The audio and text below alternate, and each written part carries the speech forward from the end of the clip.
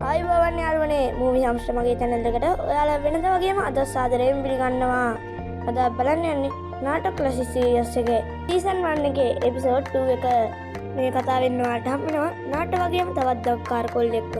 ඒ කවුද කියලා දැනගන්න ඕන නම් මේ වීඩියෝ එක අවසන් වෙනකම් බලන්න. එහෙනම් වැඩි කතාවක් නැහැ. අපි යමු අද වීඩියෝ එකට.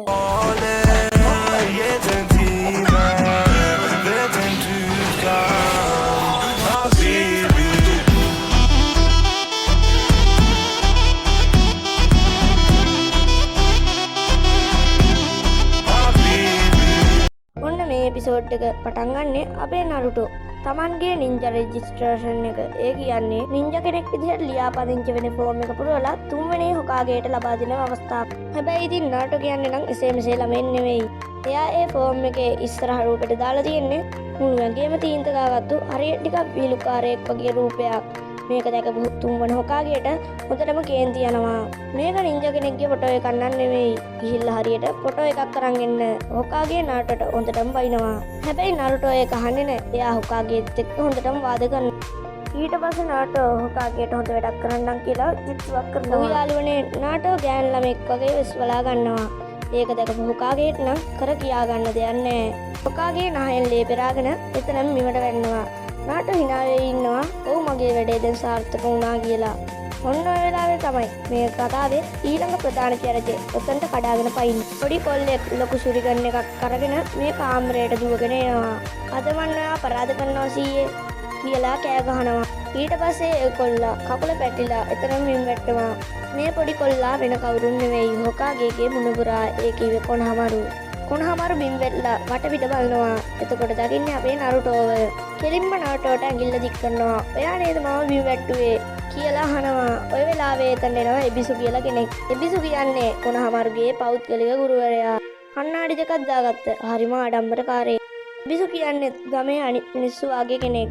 අනිත් මිනිස්සු වගේ එබිසු නාට දිහා බලන්නේ අර නයින් ටේල්ස් යක්ෂයා දිහා බලනවා වගේ හරිම පිළිකුලකින්. එබිසු නාටෝට අනතුරු අඟවනවා. ඔය ඉන්නේ තුන්වෙනි හොකාගේ මුණුබුරා.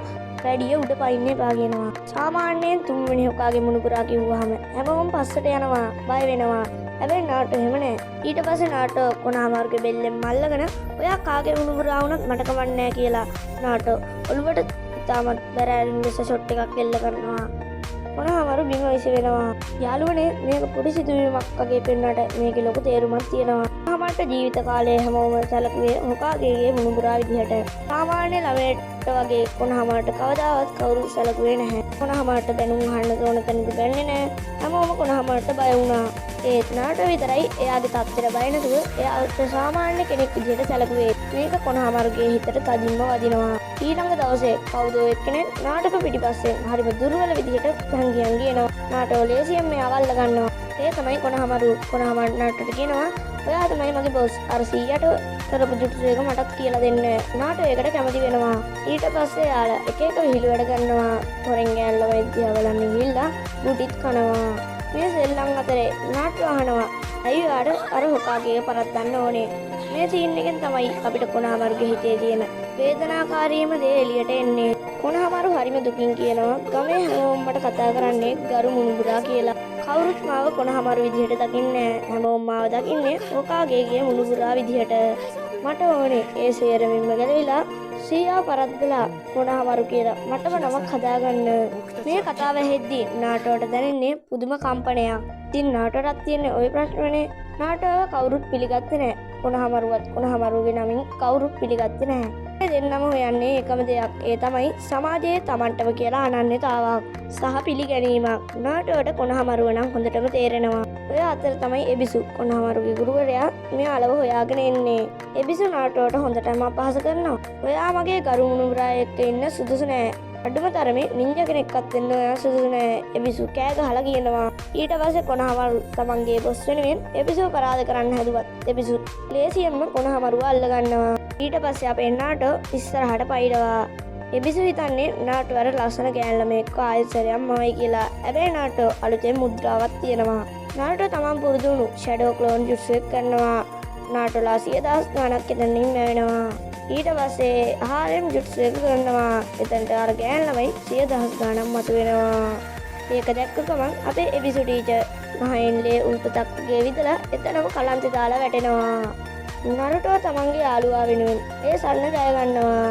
මේ සරණින් පස්සේ කොනහමට තේරෙනවා හොකාගේ වෙන එක ලේසි දෙයක් නෙවෙයි. ඒක කෙටි පාරකින් යන්න බැරි ගමනක් කියලා.